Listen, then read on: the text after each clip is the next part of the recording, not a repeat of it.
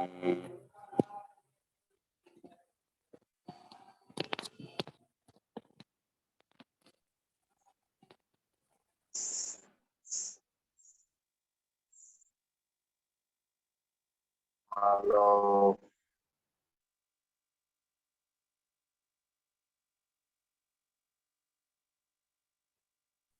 Hello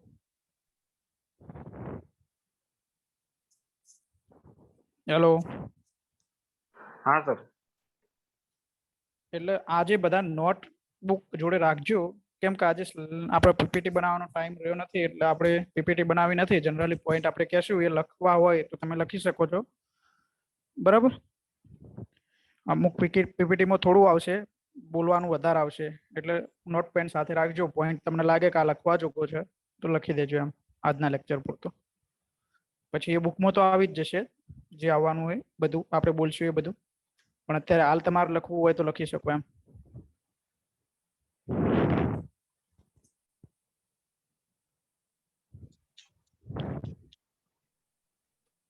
શું કરશું શરૂ કરીએ લેક્ચર આપણે हाँ करी दो हाँ करी दो પહેલા નોટબુક લેવાની હોય તમારે કોઈ પેજ પેજ લેવાનું હોય તો લઈ લો તો 1 મિનિટનો આપણે ટાઈમ આપીએ એના માટે જોડે રાખવું હોય તમારે લખવું હોય તો ના લખવું હોય તો કઈ વાંધો નથી ना वांधो नहीं હા ને તો લખવું હોય તો 1 મિનિટનો ટાઈમ આપણે આપી દઈએ એમ જેને લખવું હોય એના માટે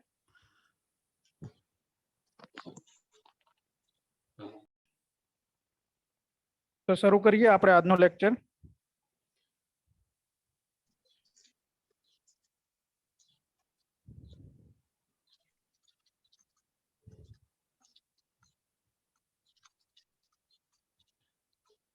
તો અહીંયા આપણે આજના લેક્ચરમાં ખાલી બે ટોપિક ઉલ્લેખ કર્યા મની ટ્રાન્સફર અને આઈપીપીબી પણ આપણે જનરલી બધી જ વસ્તુ અહીંયા જેટલું પણ એમટીએસમાં પ્રોડક્ટ એન્ડ સર્વિસને લગતું કે જે વસ્તુ આપણે જે વેબસાઇટને લગતું છે મોસ્ટ ઓફ બધું અહીંયા કવર કરી લીધું છે જે પણ તમને એવું લાગે કે કઈ વસ્તુ બાકી રહી જાય એ તમે જણાવી શકો એટલે એ આપણે નેક્સ્ટ લેક્ચરમાં કવર કરવાનો ટ્રાય કરીશું બરાબર અત્યારે આપણે જેટલું બનશે એટલું બધું કવર કરી લેવાના છીએ આજના લેક્ચરમાં તો પહેલી જ શરૂઆત કરીએ આપણે તો આઈપીપીબી થી શરૂઆત કરવાની તો આઈપીપીબી નું ફર્સ્ટ પહેલું તો નામ માઇક ખાલી ઓફ રાખજો મિત્ર પ્રશ્ન કરવો હોય તો જ માઇક શરૂ કરજો જેને પણ એવું લાગે તો આઈપીપીબી નું ફૂલ ફોર્મ આપણે ફર્સ્ટ આપણા માટે પહેલો પ્રશ્ન એ થાય આઈપીપીબી નું ફૂલ ફોર્મ તો ઇન્ડિયા પોસ્ટ પેમેન્ટ બેંક પછી બીજો પ્રશ્ન આપણા માટે એ થાય કે તેનું સ્લોગન શું છે આઈપીપીબી નું સ્લોગન શું છે તો આપકા બેંક આપકે દ્વાર એટલે એના લોગોમાં જ બે પ્રશ્નો સમાયેલા છે કે ઇન્ડિયા પોસ્ટ પેમેન્ટ બેંક નું ફૂલ ફોર્મ શું છે એટલે કે આઈપીપીબી નું ફૂલ ફોર્મ શું છે તો ઇન્ડિયા પોસ્ટ પેમેન્ટ બેંક અને એનું સ્લોગન શું છે તો આપકા બેંક આપકે દ્વાર પછી ત્રીજો પ્રશ્ન એ બને કે આઈપીપીબી ની સ્થાપના ક્યારે કરવામાં આવી તો 1 સપ્ટેમ્બર 2018 ના રોજ ક્યારે કરવામાં આવી 1 સપ્ટેમ્બર 2018 ના રોજ પછી એનું મુખ્ય મથક કઈ જગ્યાએ આવેલું છે તો નવી દિલ્હી ખાતે પછી એના જોઈએ તો આપણા એના એમડી અને સીઈઓ કોણ છે તો જે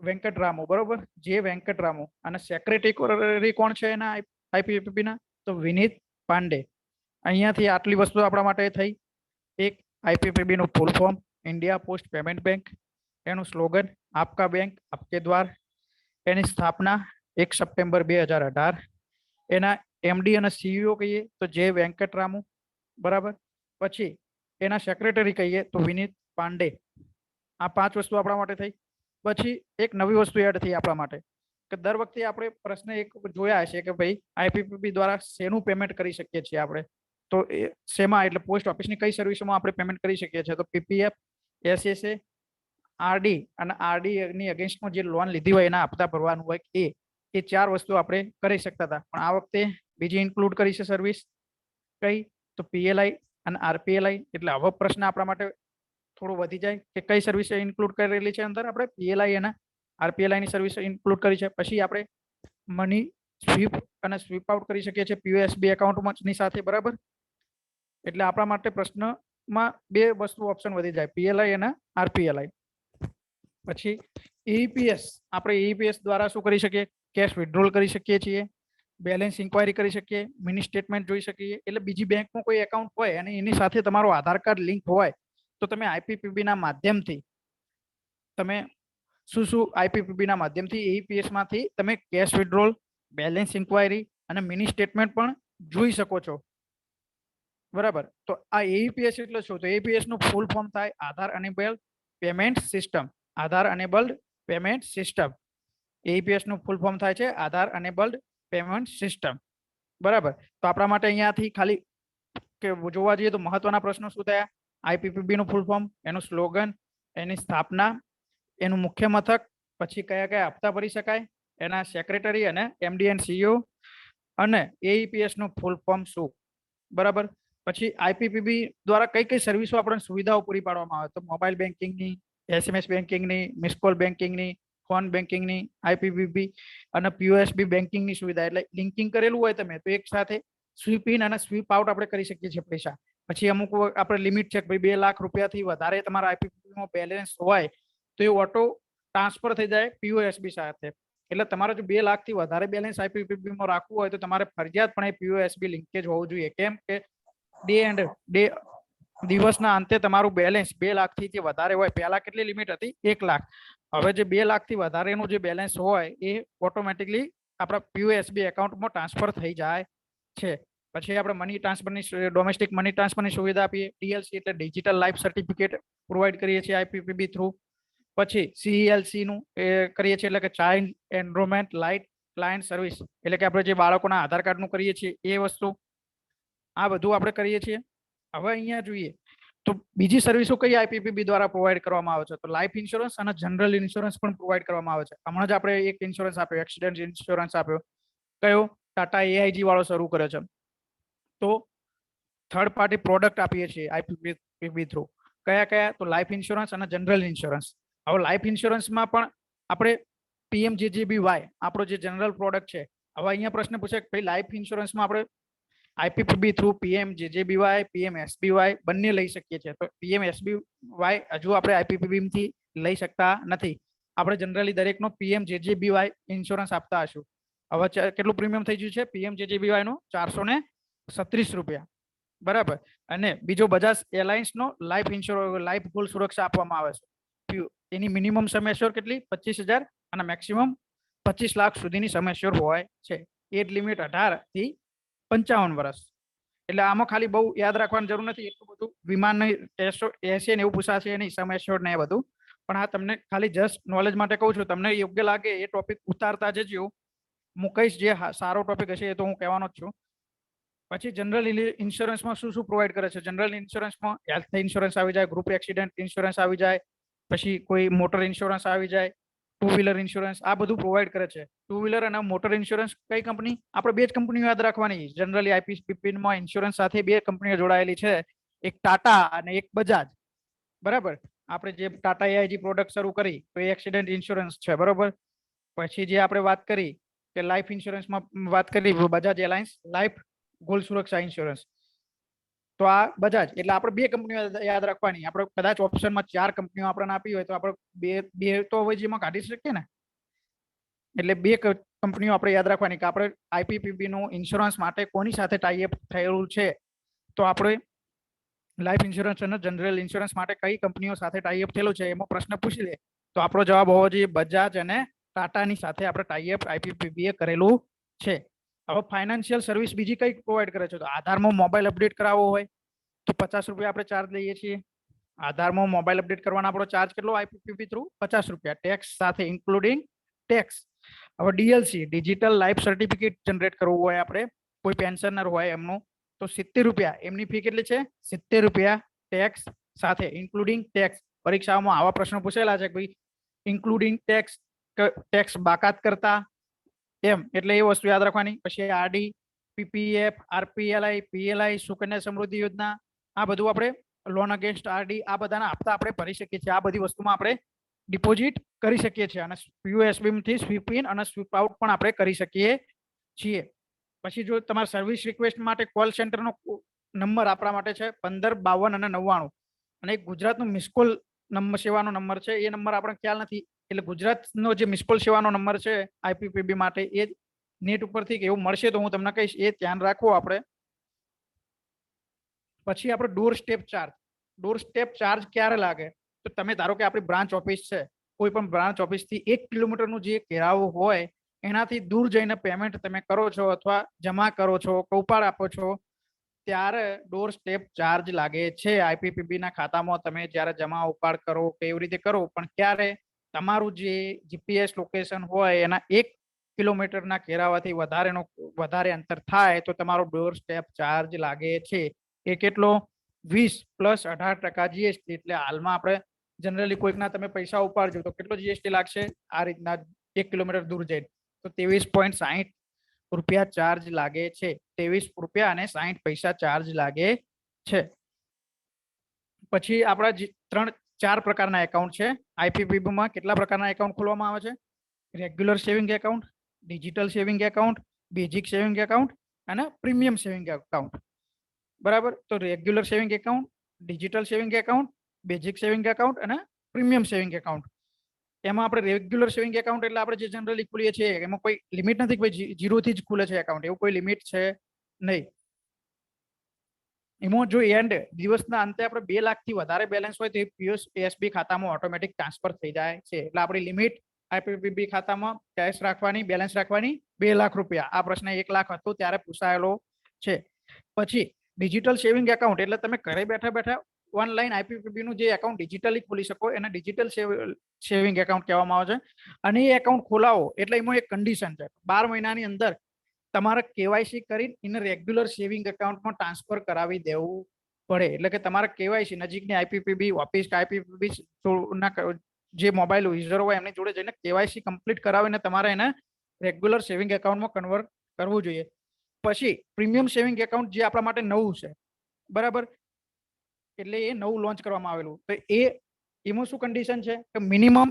એવરેજ બેલેન્સ 2000 રૂપિયા મહિનાનું જળવાઈ રહેવું જોઈએ એટલે કે આજે તમારું લાખ રૂપિયા બેલેન્સ છે 2 દિવસ પછી 5000 છે એટલે ટોટલ તમારું મહિનાનું રોજના દિવસોનું બેલેન્સનો સરવાળો થાય ભાગ્યા 30 થાય અને જે મળવું જોઈએ 2000 કરતા વધારે 2000 અથવા 2000 કરતા વધારે તો તમારે પ્રીમિયમ સેવિંગ એકાઉન્ટ માટે તમે પ્રીમિયમ સેવિંગ એકાઉન્ટમાં આ રીતની કન્ડિશન છે એમ અને પ્રીમિયમ સેવિંગ એકાઉન્ટના ફાયદા શું તો તમે ધારો કે ડીએલસી કરાવો છો પ્રીમિયમ સેવિંગ એકાઉન્ટમાં તો ડીએલસી નો ચાર્જ કેટલો થાય 35 રૂપિયા થાય પછી ડિપોઝિટ અને વિથડ્રોલની કોઈ લિમિટ નથી ડિપોઝિટ અને વિથડ્રોલ માટે કોઈ લિમિટ નથી ડીએલસી આપણે જે પ્રીમિયમ સેવિંગ એકાઉન્ટ છે એ નવું છે આપણા માટે જે લોન્ચ કરવામાં આવેલું એટલે આ થોડી માહિતી તમે યાદ રાખજો એમાં પાછું ડોર સ્ટેપ ચાર્જ લાગશે નહીં ડિજિટલ સેવિંગ પ્રીમિયમ સેવિંગ એકાઉન્ટના આ ફાયદા છે કે ડીએલસી ના ચાર્જ 35 રૂપિયા થઈ જાય તમારો ડિપોઝિટ અને વિથડ્રોલની કોઈ લિમિટ હોતી નથી એટલે કે તમારે મહિનાની અંદર 3 ડિપોઝિટ કરવા કે આટલું 20000 સુધીની ડિપોઝિટ કરી શકાય મહિનાની અંદર કે 25000 ઉપાડી શકાય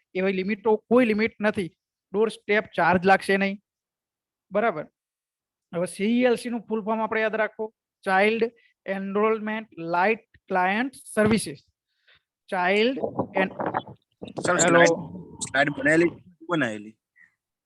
નહીં બનાવેલી એટલે મેં એ જ કીધું તમને કે મેં સ્લાઇડ નથી બનાવેલી પણ તમારે જો જોતું હોય તો હું મારે જે ચોપડામાં મેં લખ્યું ને અમુક વસ્તુ તમને ખબર નહીં પડે જનરલી એ હું છેલ્લે મૂકી દઈશ પણ એટલે જ મેં કીધું કે ચોપડો લઈને તમે બેસજો એટલે કદાચ લખજો એમ અને હું તમને હા બોલો જેટલું બોલો છો લખવાનું ક્યાંથી મેળ આવે હા એટલે લખવાનો મેળ ના આવે તો હું તમને શું કહું મેં જે ફોટા પાડીને તમને આપણા ગ્રુપમાં મૂકી દઈશ મેં જે લખ્યું ને હા તો ગ્રુપમાં મોકલી દીધું કેમ કે મેં મારી ભાષામાં લખ્યું તમને સમજણ પડે તો બરોબર ના પડે તો પછી આપણે જે 20 તારીખની સુધીમાં આપણે બુકમાં અપડેટ કરી દેશું અને કદાચ જો પીપીટી બનાવવાનો ટાઈમ મળશે પીપીટી બનાવીને ગ્રુપમાં મૂકી દઈશું અત્યારે ફોટા મૂકી દેજો એટલે ઓકે રિવિઝન થઈ જાય હા એટલે ફોટા તો હું મુકાવરાઈ દઈશ બરાબર પણ તમને ખબર પડવી જોઈએ મને હા 20 તારીખ સુધી રાહ જોઈએ ને સાહેબ હા એટલે ફોટા તો હું મૂકી દઈશ બરાબર એટલે તમે જોઈ લેજો ને એકવાર લેક્ચર એવું હોય તો હંગાત જોતા જજો એટલે ખ્યાલ આવી જશે કે શું લખેલું મેં એમ તો નહીં મજા આવતી સાહેબ હા એટલે પછી અત્યારે જો કન્ડિશનમાં એવું કે અત્યારે લેક્ચર એટલા માટે લેક્ચર લીધું કે આપણે લેક્ચરમાં સમજણ પડી જાય તમારા માટે રિવાઇઝ થઈ જાય એ માટે લેક્ચર લીધું આપણે લેક્ચર ગેપ પાડવા માંગતા નહીં એટલા માટે જ આપણે લેક્ચર લીધું પીપીટી બનાવવાનો ટાઈમ નથી થયો આપણા જોડે તમને બનાવવાનો ટાઈમ ના મળે તો લખેલું હોય તો બી વાંધો ના આવે સર અમારે હા એટલે એ વાંધો નહીં એટલે હું તમને મોકલી દઈશ સ્લાઇડ કદાચ તમારાથી ના બનતી હોય કદાચ લખેલું હોય ને હા પણ એ મારું શું આપણે કેવું હોય શોર્ટમાં લખેલું હોય જે જેની ભાષા તોય હું તમને મોકલી દઈશ આ વસ્તુ આજનું જે લેક્ચર લઈએ એ વસ્તુ હું તમને મોકલી દઈશ ઓકે હા શરૂ કરીએ હા કન્ટિન્યુ હા તો CELC નું ફૂલ ફોર્મ થાય child enrolment light client services. Okay, child enrolment light client services. એનો ચાર્જ છે 50 રૂપિયા ચાર્જ લાગે છે એનો. બરાબર, આ હતું આપણું આજનું IPPB. બરાબર, પછી બીજું આપણું લેક્ચર હતું મની ટ્રાન્સફર. શું છે? Money transfer services. તો મની ટ્રાન્સફર સર્વિસીસમાં બે પ્રકાર છે આપણા, ડોમેસ્ટિક મની ટ્રાન્સફર સર્વિસ અને ઇન્ટરનેશનલ મની ટ્રાન્સફર સર્વિસ. કેટલા પ્રકાર છે?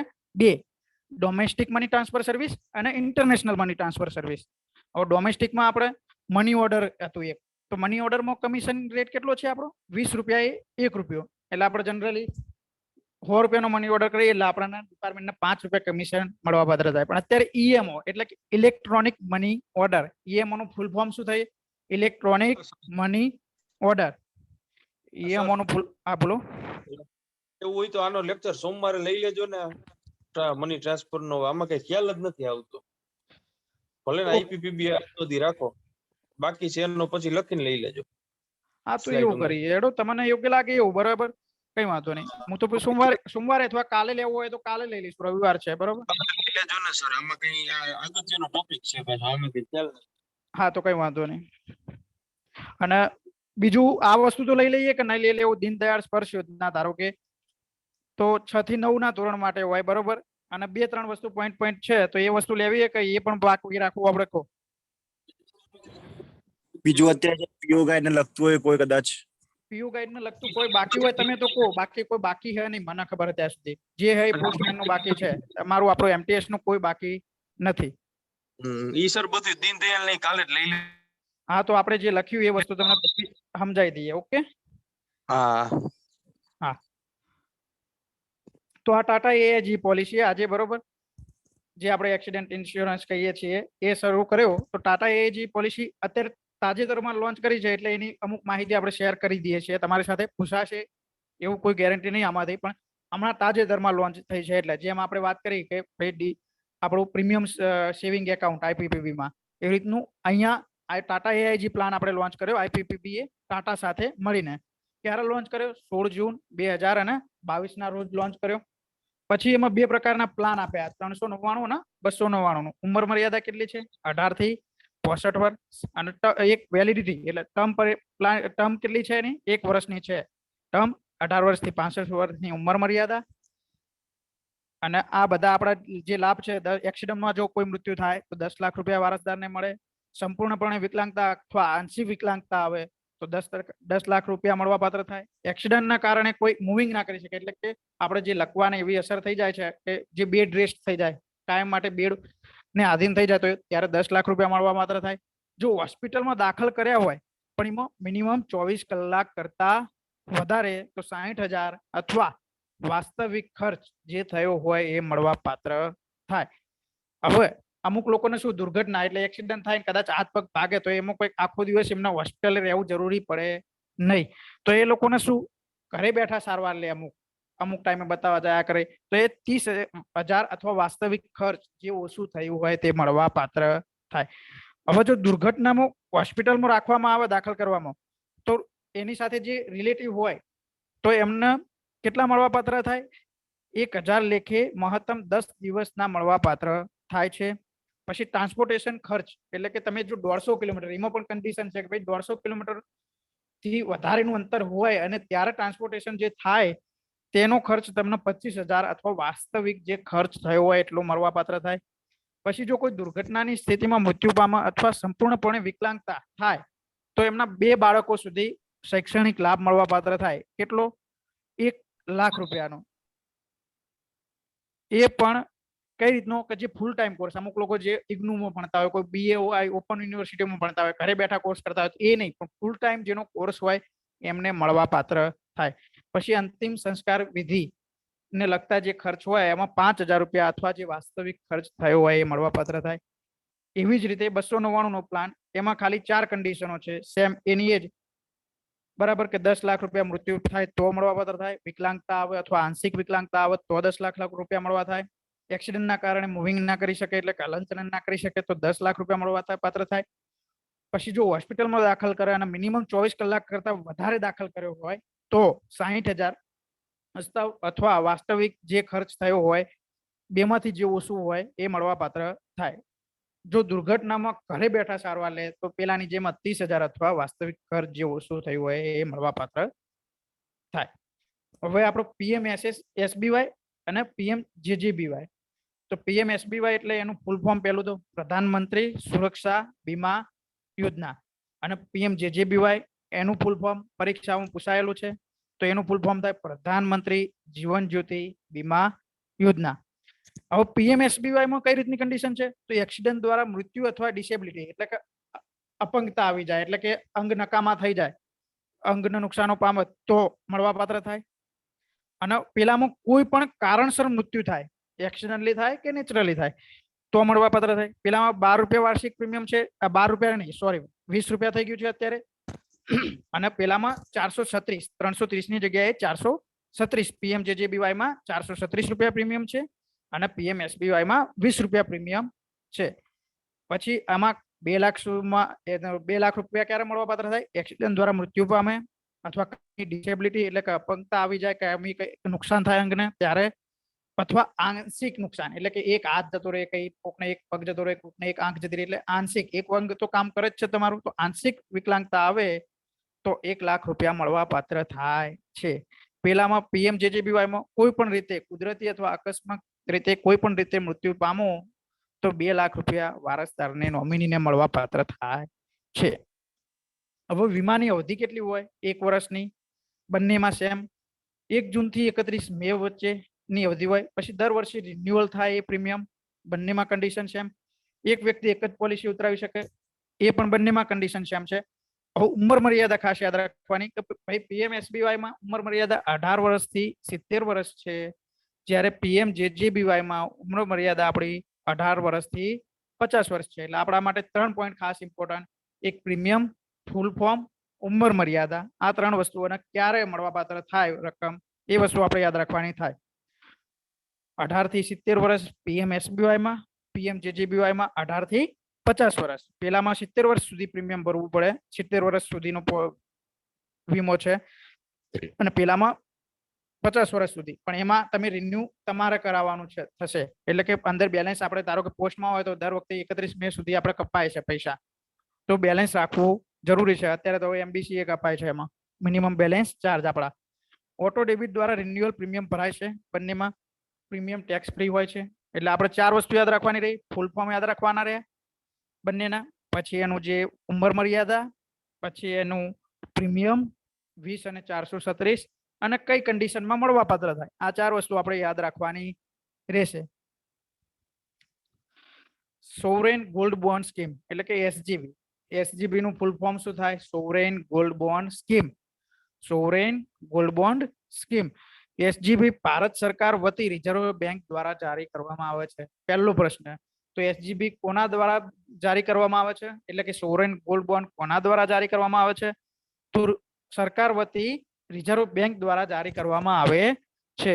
SGB નો ઉપયોગ ભૌતિક સોનું સંગ્રહવાનો એક વિકલ્પ તરીકે કરવામાં આવે. એટલે કે તમે ભૌતિક સોનું સંગ્રહ તો એના ખરીદો અને એના સાચવવાની કેટલી જવાબદારી બને. પેલું એક કાગળ તમને એક એનો બોન્ડ આપી દેવામાં આવે કે ભાઈ આ કાગળ તમારો સાચવવાનો, એટલે તમારા પર કોઈ રિસ્ક નહીં, એ લઈને જો એટલે તમને પેમેન્ટ મળવાપાત્ર થતું હોય, તમારા ખાતામાં જમા થાય, બરાબર, કે ચેક બને, એ વસ્તુ તમારી અલગ થાય. અને પેલું તમારા ઘરે ડિપોઝિટ ફિઝિકલી હોય તો એનું તમારું ચોરી થવાનો, ખોવાઈ જવાનો ભય રહે છે. બોન્ડ્સ RBI ના પુસ્તકમાં અથવા ડિમેટ સ્વરૂપમાં રાખવામાં આવે છે. એટલે કે એના બોન્ડના સ્વરૂપે, અથવા તો આપણે જે ડિમેટમાં નહીં, ડિમેટમાં કોઈ ડિમેટમાં પણ લઈ શકે, જેમાં આપણે 50 રૂપિયા ડિસ્કાઉન્ટ ગ્રામે મળતું હોય છે, બરાબર, એ રીતનું હોય છે. પછી વિદેશી વિનિમય વ્યવસ્થાપન અધિનિયમ 1999 હેઠળ નિર્ધારિત ભારતમાં નિવાસી વ્યક્તિઓ SGB માં રોકાણ કરી શકે છે. વિદેશી વિનિમય વ્યવસ્થાપન અધિનિયમ 1999 હેઠળના જે નિર્ધારિત ભારતના રહેવાસીઓ હોય એ SGB માં રોકાણ કરી શકે છે. પછી કોઈ વ્યક્તિઓ હોય, હિન્દુ અનડિવાઇડેડ ફેમિલી આવશે અહીંયા, HUF નો મતલબ થાય હિન્દુ અનડિવાઇડેડ ફેમિલી. પછી કોઈ ટ્રસ્ટ હોય, કોઈ યુનિવર્સિટીઓ હોય, કોઈ સંસ્થા હોય, આ બધા ખરીદી શકે છે SGB, એટલે કે સોવરેન ગોલ્ડ બોન્ડ ખરીદી શકે છે. સંયુક્ત રૂપે પણ એસજીબી ખરીદી શકાય છે, એટલે કે જોઈન્ટમાં પણ તમે એસજીબી ખરીદી શકો છો. સગીર વતી તેના વાલી નામે અરજી દ્વારા સોવરેન ગોલ્ડ બોન્ડ લઈ શકાય છે. એક વ્યક્તિ મહત્તમ કેટલું ગોલ્ડ બોન્ડ ખરીદી શકે છે? તો 4 કિલોગ્રામ. આ વસ્તુ આપણે ખાસ યાદ રાખવાની. એક વ્યક્તિ કેટલું મહત્તમ ખરીદી શકે? 4 કિલોગ્રામ. HUF એટલે કે હિન્દુ અનડિવાઇડેડ ફેમિલી કેટલું ખરીદી શકે? 4 કિલોગ્રામ મેક્સિમમ. અને કોઈ ટ્રસ્ટ અથવા સંસ્થા હોય તો એ 20 કિલોગ્રામ મહત્તમ gold bond sovereign gold bond ખરીદી શકે છે. પછી એસજીબી ની મહત્તમ મર્યાદા પ્રમાણે દર વર્ષે ખરીદી કરી શકાય છે. વાર્ષિક 8% વ્યાજ જે ડાયરેક્ટ બેંક ખાતામાં જમા કરવામાં. આપણે શું આઈએફએસસી કોડ વાળા બેંકની ઝેરોક્સ માંગતા હોઈએ જ્યારે સોવરેન ગોલ્ડ બોન્ડ લેતા હોઈએ ત્યારે, અને એમાં વ્યાજ કેટલું જમા થાય? 8% વાર્ષિક વ્યાજ જે હોય, વ્યાજ વાર્ષિક પ્રમાણે 8% પ્રમાણે બેંક ખાતામાં જમા થાય છે. પછી આમાં 8 વર્ષની લિમિટ છે મહત્તમ મર્યાદા સોવરેન ગોલ્ડ બોન્ડની, પણ તમે 5 વર્ષ પછી એને વટાવી શકો છો. એટલે કે આજે તમે ધારો કે 45,000 નો ભાવ ગોલ્ડ બોન્ડ નો છે અને ગોલ્ડ બોન્ડ 45,000 ખરીદ્યા, 5 વર્ષ પછી કદાચ 60,000 હોય તો તમે વ્યાજ લીધું એ નફાનું, અને જે 60,000 ભાવ ચાલતો હોય તો 60,000 વેચાય, 35,000 ચાલતો હોય તો 35,000, અને તમારા 5 વર્ષે ના વેચવું હોય તો 8 વર્ષે, પણ 8 વર્ષે જે ભાવ ચાલતો હોય એ ભાવ પ્રમાણે વેચાય. પછી ઓનલાઈન પણ એપ્લાય કરી શકાય. પછી એસજીબી ના ભાવ કઈ રીતે નક્કી થાય? તો જે વખતે આવવાનું હોય ને ગોલ્ડ બોન્ડ નું, કે આપણે 3 દિવસ ગોલ્ડ બોન્ડ આવવાના છે, તો એના અઠવાડિયાના, એના પહેલાના અઠવાડિયાના છેલ્લા 3 ચાલુ દિવસો, એટલે કે જે માર્કેટ ચાલુ હોય એના છેલ્લા 3 દિવસો ચાલુ હોય, India Boolean and jewellers association limit દ્વારા પ્રકાશિત થતા 999 સુત્તાના જે સોનાના ભાવ હોય એનું એવરેજના આધારે નક્કી થાય. એટલે કે છેલ્લા 3 દિવસ હોય, અને જે India Boolean and jewellers association દ્વારા જે ભાવ નક્કી કરવામાં આવેલા હોય 999 ના 3 દિવસના એવરેજનો જે ભાવ બેસે એ નક્કી કરવામાં આવે છે. પછી એસજીબી ને સિક્યુરિટી સ્વરૂપે મૂકીને લોન લઈ શકાય છે. એટલે કે આપણે ગેરંટી, એક જાતની ગેરંટી આપવી સામે કે આ વસ્તુ તમારી ગીરવે પ્લીઝ મૂકીને લોન લઈ શકો છો. પછી સોવરેન ગોલ્ડ બોન્ડ ટીડીએસ માંથી મુક્ત છે, એટલે કે આવકવેરામાંથી મુક્ત છે. પછી અટલ પેન્શન યોજના. તો અટલ પેન્શન યોજના એનું પહેલું જ વસ્તુ એપીવાય. એપીવાય નું ફૂલ ફોર્મ શું થાય? અટલ પેન્શન યોજના. એની શરૂઆત ક્યારે થઈ? તો 9 મે 2015 થી કોલકાતાથી શ્રી નરેન્દ્રભાઈ મોદી દ્વારા કરવામાં આવી હતી. નરેન્દ્રભાઈ મોદી એટલે આપણા વડાપ્રધાન દ્વારા કરવામાં આવી હતી. આ તો નામ ઉલ્લેખ કર્યો, પણ આપણા વડાપ્રધાન દ્વારા કરવામાં આવી હતી. ઉંમર મર્યાદા કેટલી છે? 18 થી 40 વર્ષ. એટલે કે મિનિમમ ઉંમર તમારી કેટલી? 18 વર્ષ હોવી જોઈએ, મેક્સિમમ 40 વર્ષ. હવે કોઈ 40 વર્ષનું વ્યક્તિ લે તો એને 60 વર્ષ સુધી ભરવાનું થાય, એટલે મિનિમમ 20 વર્ષ ભરવાના થયા. તો અહીંયા નીચેનો ટોપિક જો, ઓછામાં ઓછા 20 વર્ષ પ્રીમિયમ ભરવું જરૂરી છે. પછી તમારે 1,000 થી 5,000 રૂપિયા સુધીનું પેન્શન તમે માસિક બાંધી શકો છો. એ પ્રમાણે તમારે પ્રીમિયમ કપવાનું થાય. તમારી ઉંમર અને તમે માસિક કેટલું પ્રીમિયમ લેવા માંગો છો એના આધારે તમારું પ્રીમિયમ કપાય. ધારો કે તમે મિનિમમ 1,000 રૂપિયા પેન્શન લેવા માંગો છો તો માસિક 42 રૂપિયા તમારું, 18 વર્ષની ઉંમર હોય તો 42 રૂપિયા તમારે આવે. અને જો 5,000 રૂપિયાનું રાખવા માંગો છો તો તમારે 291 રૂપિયા માસિક પ્રીમિયમ ભરવું પડે છે. એટલે કે માસિક પ્રીમિયમ એટલે માસિક તમારા ખાતામાંથી કપાઈ જાય છે. પછી જો આ ખાતામાં કઈ રીતનું થાય અટલ પેન્શન યોજનામાં, જો તમે 100 મહિના સુધી ચૂકવણી ન કરો તો ખાતેદારનું ખાતું પહેલા તો સીલ કરવામાં આવે. પછી 12 મહિના સુધી ચૂકવણું જમા કરવામાં ના આવે તો ખાતેદારનું ખાતું નિષ્ક્રિય, એટલે કે ડોરમેટ આપણે કહીએ છીએ એવું, નિષ્ક્રિય થઈ જાય. અને 24 મહિના સુધી આ ચૂકવણું ના કરવામાં આવે તો સંપૂર્ણપણે એ એપીવાય ખાતું બંધ કરી દેવામાં આવે છે. 100 મહિના સુધી તમે ચૂકવણું ના કરો તો એને સીલ કરી દેવામાં આવે છે. ત્યારબાદ જો 12 મહિના સુધી ચૂકવણું ના કરો તમે તો એને નિષ્ક્રિય કરી દેવામાં આવે, એટલે ડોરમેટ ખાતું થઈ જાય, એમાં તમે કશું કરી શકો નહીં. અને જો 24 મહિના સુધી તમે ના કશું એમાં જમા કરો અટલ પેન્શન યોજનામાં તો એ ખાતું તમારું સંપૂર્ણપણે બંધ થઈ જાય છે. 60 વર્ષની ઉંમરે આ યોજનાની સંપત્તિ ઉપાડી શકાશે અને પેન્શન પણ મળશે. 60 વર્ષની ઉંમરે આ યોજનાની સંપત્તિ ઉપાડી શકાશે છતાં પણ પેન્શન મળશે એ વખતે. અને ગ્રાહકના મૃત્યુના સંજોગમાં પતિ અથવા પત્નીને પેન્શન મળશે. અને જો બંને મૃત્યુ પામી જાય તો પેન્શન ભંડોળમાં જે રકમ ભેગી થઈ હોય ને એ નોમિનીને મળવા પાત્ર થાય. જો 18 વર્ષની ઉંમરે જોડાનાર વ્યક્તિ જો માસિક 210 રૂપિયા જમા કરાવવા અને 60 વર્ષની ઉંમરથી માસિક 5,000 રૂપિયા પેન્શન મેળવવા માંગે અને જો એના મૃત્યુ થઈ જાય તો એના નોમિનીને કેટલા મળવા પાત્ર થાય? 8.5 લાખ રૂપિયા મળવા થાય. આપણો જે કોઠા ઓનલાઈન તમે જોશો તો એ કોઠાના આધારે આ વેલ્યુ શેર થાય છે. તો અટલ પેન્શન યોજનામાં પહેલું તો વસ્તુ આપણે એપીવાય નું ફૂલ ફોર્મ યાદ રાખવાનું. પછી ક્યારે શરૂઆત થઈ? 9 મે 2015. મિનિમમ એજ અને મેક્સિમમ એજ મર્યાદા, બરાબર, કેટલાથી કેટલાનું પેન્શન હોય છે? 1000 થી 5000 નું. આટલી વસ્તુ આપણે ખાસ યાદ રાખવાની થાય. અને મિનિમમ તમારે 18 વર્ષની ઉંમર હોય તો એનું ખાલી એક ઉદાહરણ એક્ઝામ્પલ 42 થી 291 જે ઉદાહરણ આપ્યું છે એ યાદ રાખવાનું છે. હવે આધાર અપડેશન, આઈપીપીબી માં આપણે આધાર અપડેશન કરીએ તો પ્રથમ વખત આ નવું આધાર તમે કઢાવો એકદમ એ ફ્રી થાય, એમાં કોઈ ફી લેવામાં આવતી નથી. પછી તમે તો સુધારા વધારા કરો તમે કોઈ, તો તેમાં નામ અપડેટ કરાવો, મોબાઈલ નંબર અપડેટ કરાવો કે એડ્રેસ અપડેટ કરાવો, તો પછી બાયોમેટ્રિક અપડેટ કરાવી શકો. ફેશિયલ ઇમેજ એટલે કે તમારી આઈરિસ ને એ, પછી 10 ફિંગર આઈરિસ અપડેટ કરવી હોય તો આ બધાનો ચાર્જ 50 રૂપિયા છે. 18% જીએસટી નહીં હોય પણ 50 રૂપિયા ચાર્જ છે. પણ અત્યારે બાયોમેટ્રિક અપડેટ અને તમે જો પેલી તમારું એડ્રેસ ને એ બધું અપડેટ કરાવો છો, બંને અલગ અલગ કરાવો છો તો 100 રૂપિયા ચાર્જ લે છે. કાલે અમારે સર્વિસ વાળા આઈપી એ આવ્યા હતા આધાર અપડેશન, એટલે 100 રૂપિયા ચાર્જ લીધા હતા. જેને બાયોમેટ્રિક પણ અપડેટ કરવાનું હતું ને જેને બીજા સુધારા પણ કરવાના હતા. પોસ્ટ ઓફિસ આધાર કેન્દ્રમાં મુખ્યત્વે 2 પ્રકારની સેવાઓ પ્રદાન કરવામાં આવે. એક આધાર નોંધણી અને બીજું આધાર અપડેશન. એટલે કે આધારનું પહેલી વખત તમે રજીસ્ટ્રેશન કરાવતા હોય તો આધાર અપડેશન, આધાર નોંધણી કહેવાય. અને જે આધાર તમારા જોડે હોય પણ એમાં સુધારો કરાવો તો એના આધાર અપડેશન કહેવાય. તો નોંધણી પ્રક્રિયામાં રહેવાસીઓની વસ્તી વિષયક અને બાયોમેટ્રિક માહિતીનો ઇલેક્ટ્રોનિક કેપ્ચર સામેલ થાય છે. એટલે કે આધાર નોંધણી કરાવો એમાં નામ ને બધું એ તમે કરો છો. આધાર નોંધણી પોસ્ટ ઓફિસમાં વિના મૂલ્યે કરવામાં આવે છે. એટલે કે આધાર નોંધણી કરાવો તો એ વિના મૂલ્યે કરવામાં આવે છે, પણ આધાર અપડેશનની ફી લેવામાં આવે છે, જે આપણે વાત કરી આગળ એ રીતનું. ભારતના રહેવાસીઓને આધારિત સંબંધિત સેવાઓ પ્રદાન કરવા માટે આખા ભારતમાં કેટલા પોસ્ટ ઓફિસમાં આટલા આધાર અપડેશન સેન્ટર આવેલા છે?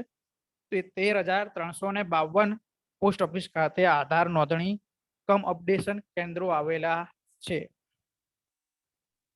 પછી આપણી ગંગાજળ સર્વિસ, એટલે કે ગંગાજળ આપણે ગંગોત્રીનું પાણી હોય છે, ગંગોત્રીનું પાણી કહીએ છીએ, એ પાણી બોટલમાં આપણે વેચીએ છીએ એને ગંગાજળ સર્વિસ કહીએ છીએ, બરોબર. તો આ ગંગાજળ સર્વિસ ઓનલાઈન ઉપલબ્ધ છે. સાઈઝ પ્રમાણે એમના ભાવ છે. તો 250 ml ની બોટલ આપણે લઈએ તો એ પોસ્ટના કાઉન્ટર ઉપરથી પણ મળે છે. અને પોસ્ટના કાઉન્ટર ઉપર લઈએ તો 30 રૂપિયાનો, ઓનલાઈન મંગાવીએ તમે તો 121 રૂપિયા ચાર્જ થાય છે. હવે જો તમે 2 બોટલ મંગાવો તો 201 રૂપિયા ઓનલાઈન માટે. પછી 4 બોટલ મંગાવો તો પ્રત્યેક પેકેટે 321 રૂપિયા ચાર્જ થાય છે. આ ચાર્જ છે ગંગાજળ સર્વિસમાં. ખાસ યાદ રાખવાનું ખાલી કે કાઉન્ટર ઉપર આપણે કેટલાની ml ની બોટલ? 250 ml ની બોટલ મળે છે અને 30 રૂપિયા એનો ચાર્જ હોય છે. ઓનલાઈન મંગાવો 30 ml ની 250 ml ની બોટલ તો 121 રૂપિયા ચાર્જ હોય છે. તો આ હતું આપણું જે લેક્ચર આજનું. બાકીનું જે લેક્ચર તમે કહેતા હતા એ રીતે આપણે પીપીટી બનાવીને કાલે સાંજે પીએ ની એક્ઝામ પૂરી થાય તો એનું પેપર સોલ્યુશન કરાવશું પૂરી થયા પછી. અને કદાચ સોમવારે આપણે આ લેક્ચર ગોઠવી દઈએ, અથવા કાલે બધા નવરા હોય, કોઈ પીએ ની એક્ઝામ આલવા ના જવાનું હોય તો કાલે ગોઠવશું. બાકી આપણે પરમ દિવસે ગોઠવીશું. હા, એ મને ખબર છે. એટલે પીએ ની આપણા ગ્રુપમાંથી ઘણાને એક્ઝામ છે એટલે આપણે પરમ દિવસે ગોઠવીશું. પણ કાલે પીએ નું એક્ઝામ નું પેપર કદાચ સોલ્યુશન કરાવીએ તો કરાવી લઈએ, બરાબર. ટાઈમ કેવો સેટ થાય છે. ઓકે, એટલે જે પણ આવે એ ગ્રુપમાં પેપર મૂકી દેજો એકવાર, બરાબર. તમારું પેપર પૂરું થાય એટલે આપણે સોલ્વ કરાવવાનો ટ્રાય કરીશું કાલે જ, નહીં તો પરમ દિવસે તો કરીશું એમ આપણે એક દિવસમાં, બરોબર. અને કાલે ટેસ્ટ લેવાનો જ છે આપણે 7 વાગે, એટલે સાંજે 7 વાગ્યા સુધી આપણે આપી દઈશું ટેસ્ટ તમને. ઓકે. અને આપણે હવે ટોપિકમાં જે આજે હું ભણાવવાનો હતો અને આપણે બાકી રાખ્યું એ વસ્તુ તમને કહી દઉં, એટલે તમને કોઈ યાદ આવતું હોય તો ટોપિક કહી દેજો કે ભાઈ આ વસ્તુ બાકી છે આપણી. જો એક તો આપણે માય સ્ટેમ્પ ભણાવવાનો હતો, મની ટ્રાન્સફર સર્વિસ બાકી રહી ગઈ, પિનકોડ, પછી પાસપોર્ટ સેવા કેન્દ્ર, ECS electronic clearance service, national pension system, NPS. આટલી આપણી વસ્તુ હતી એ આપણે બાકી રાખી છે. હવે કોઈ વસ્તુ કોઈ કદાચ બાકી રહે, દીનદયાળ સ્પર્શ યોજના, એટલે એમાં 2 પોઈન્ટ જ છે. આપણે ખાલી તમને કહું છું એ તો ભણાવીશું. 6 થી 9 ના વિદ્યાર્થીઓ લઈ શકે અને એમાં વર્ષનું ફૂલ ફોર્મ આપણે યાદ રાખવાનું છે ખાસ. Scholarship four promotion of aptitude and research in a stamp as a OB, એટલે સ્ટેમ્પ ને કલેક્ટ કરવાની જેનો ઓબી હોય એના માટેનો આ છે. અને 6 થી 9 ના સ્ટુડન્ટ માટે આ પ્રશ્ન. એટલે આવી રીતનો આપણે ટોપિક લઈશું. એ પછી દર્પણ પ્રોજેક્ટમાં દર્પણનું ફૂલ ફોર્મ, દર્પણ પ્રોજેક્ટ શા માટે લાવવામાં આવ્યો હતો એ વસ્તુ. પછી ફિલાટેલિક બ્યુરો, એટલે ફિલાટેલિક એકાઉન્ટ આપણે ખોલવાની ક્યારે શરૂઆત કરી અને એની ફી કેટલી છે, કઈ જગ્યાએ ખોલાવી શકાય, એ વસ્તુ આપણે ચર્ચા કરી. તો આ બધું બાકી છે. આટલી વસ્તુ આપણે ચર્ચા કરવાના હતા. એ વસ્તુ હવે કદાચ કાલે નહીં પરંતુ સોમવારે લઈશું આપણે. ઓકે, પીપીટી બનાવીને. અને મની ટ્રાન્સફર સર્વિસ. હવે કોઈ ટોપિક રહેતો હોય તો કોઈ એમટીએસ ને લગતો, પોસ્ટમેન નું બાકી છે આપણું. આઈપીબી રિલેટેડ સર. હા, આઈપીબી નું તમારે પીપીટી બનાવીને ભણવું જ છે એમ ને? તો પીપીટી બનાવીને ભણાવી દઈશું, કઈ વાંધો નહીં. 10 મિનિટ બીજી એક્સ્ટ્રા થશે, આપણે કઈ ફરક નહીં પડે. ઓકે, બાકી હવે કોઈ રહેતું હોય તો કહો.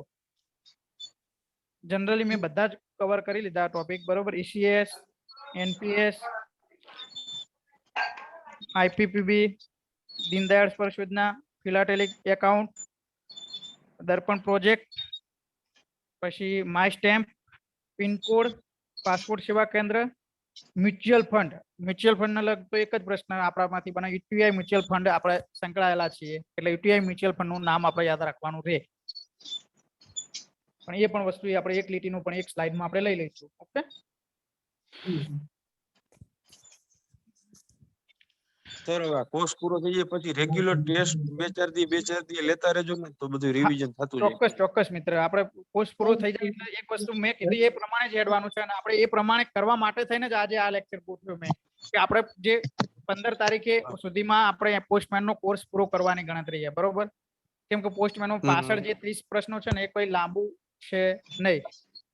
એટલે એ પોસ્ટમેન નું પૂરું કરવાની ગણતરી. અને 15 તારીખ પછી જે પોસ્ટમેન ના 23 પ્રશ્નો પત્રો આપણે ડાઉનલોડ કરેલા છે ને એનું એક વારે કરીએ આપણે સોલ્યુશન કરાવશું. એટલે મૂળ તમારું પ્રશ્નો પણ આવી જાય અને તમને પ્રશ્નો કેવા આવે એ ખબર પડી જાય. બે વસ્તુ કરવાની આપણી ગણતરી છે, બરાબર તમે ને? સર તમે પોતે બનાવીને ટેસ્ટ લેજો ને, જે દર વીકમાં લ્યો છો ને. એ તો લઈએ જ છીએ, એ ટેસ્ટ નહીં કહેતો હું.